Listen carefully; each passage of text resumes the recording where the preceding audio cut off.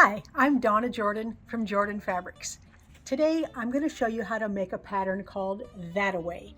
This is a strip club pattern. That means it uses a jelly roll. But cozy quilt patterns often give you alternatives. So down here it shows you what if you don't have strips, you can cut it from 1/4 yards or use what I'm going to use. I'm going to use 1/2 yards today. So I've got 8 1/2 yards. These are batiks from Hoffman. We'll use those with this background, and that's really all we need, so let's get started. The first step is to make sure that these are really flat before we cut them. So I like to take it to the ironing board, see if there's any wrinkles in it, because often batiks will have little teeny wrinkles somewhere, and then steam press it nice and flat.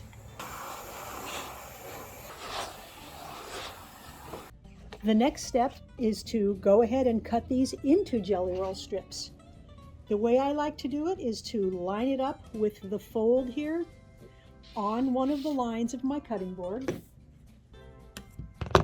Put my plastic ruler on one of the lines, and then I like to hold this down with a weight. This is a 5-pound dumbbell, and that just holds my ruler down to keep it from sliding as I cut. And I'm simply going to cut these into 2.5-inch strips. Once you have all of your strips cut, you can go ahead and do the sub-cutting. The pattern gives you all the sizes, so you do the sub-cutting just as if you had started with a jelly roll. Now, it's not my pattern, so I can't give you the sizes, but cozy quilts are very easy to follow.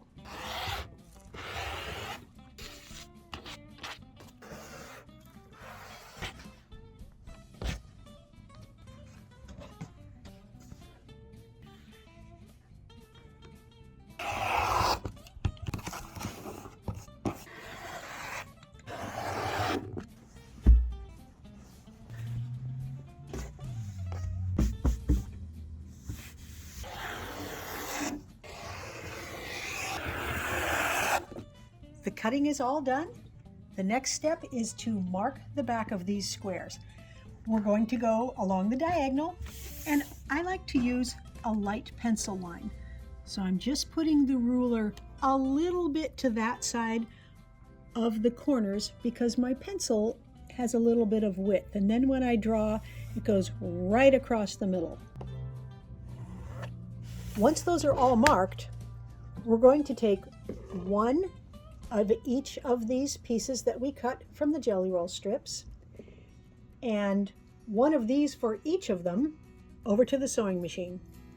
I'm going to stitch these squares onto each of these pieces, and half of them are going to get sewn in one direction and the other half are going to get sewn in the opposite direction. I'm going to do blues all the same. I'm going to do my blues all the same. So I'm lining this up so all the edges are even, and then stitching right along that drawn line.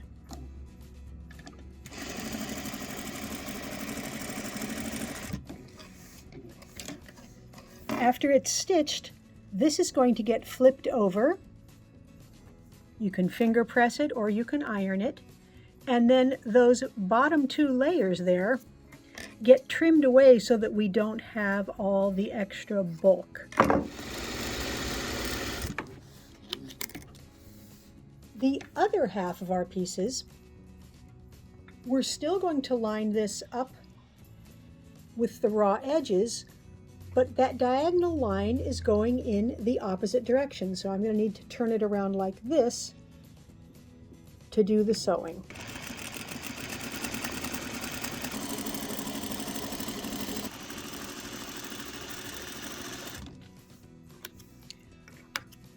This half of the strips, these get ironed with these extra pieces going toward the strip, not toward the corner. So I'm going to finger press it a little bit, and I'm still going to trim away these bottom 2 layers. And this way, when I come to put 2 of these pieces together, when we put them right sides together, the seam allowances are going in opposite directions, and that's going to make it real easy to sew the seam here.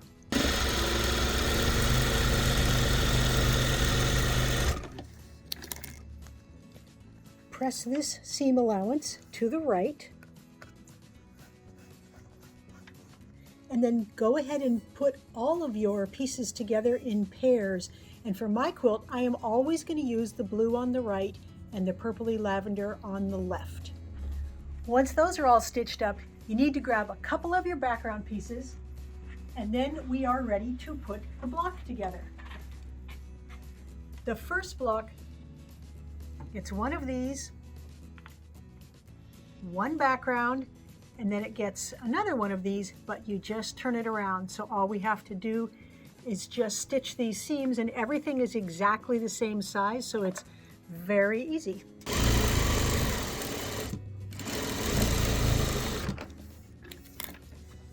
I'm going to press the seam allowance toward the middle,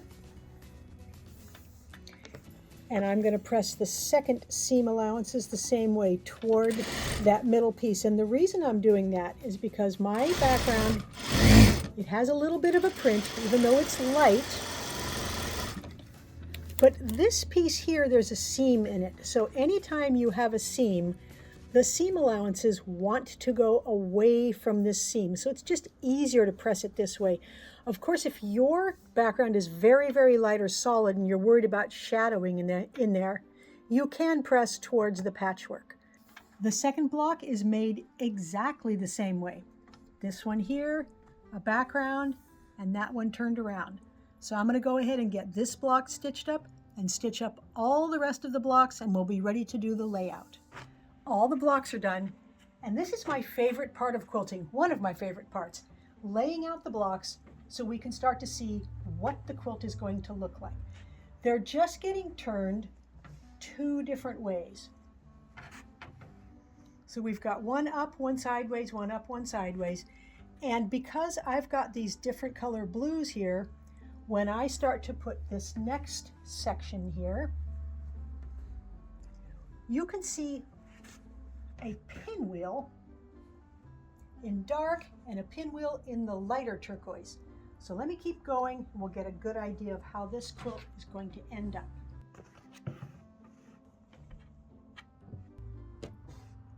There. It's going to be very easy to stitch all these blocks together because they're nice and big, and we don't really have to match anything here at all. We just have to match these intersections. So I'll go ahead and get the quilt stitched up, get the borders on, and get it loaded onto the quilting machine. The quilt is all loaded up, and we need to pick a thread color that will look good on here and won't fight with all of this patchwork. These are all the same shades that we've got in the top. The light blue, that's going to blend in. I don't think this is going to show anywhere. Doesn't show on even the darkest blue. It doesn't show there at all. If we want a hint of color, this one might be good. So it shows a little bit in the light, and it really blends in the dark areas. This is slightly darker. And you know, there's not a wrong choice. It's mainly a matter of preference. So if you want your thread to show a little, this would be a good option because it's a hint, but not too much. This one won't show at all, I'm sure, in that background. And even on the darkest, it only shows a teeny bit. I think I'm going to go with this medium dusty lavender. For the quilting pattern, I'm using one called Posies. It has a nice simple flower with a couple little leaves there, and this should look really good on top of the patchwork.